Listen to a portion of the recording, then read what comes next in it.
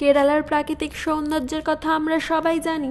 প্রকৃতি যেন নিজের মনের মতো করে পুরো রাজ্যটিকে সাজিয়েছে। আমরা আমাদের মনের মতো করে বাড়ি সাজাই, তবে এখানকার মানুষরা নিজের মনের সাথে সাথে প্রকৃতির মনের মতো করে বাড়ি সাজায়।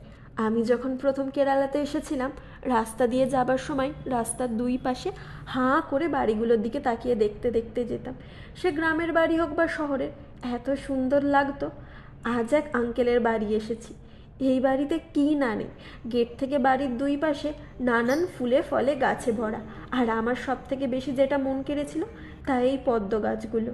পদ্ম আমার কাছে গোলাপের থেকেও বেশি প্রিয়।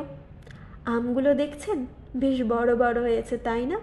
এই ফলটিকে কেউ চেনেন? এর নাম আমি জিজ্ঞাসা করেছিলাম, তবে এই মুহূর্তে আর মনে পড়ছে না। তবে এই ফলটি ভেতরে একদম কাঁঠালের মতো, বাইরে থেকে কাঁটাযুক্ত হলেও আর টেস্টটাও প্রায় এক, হালকা টক।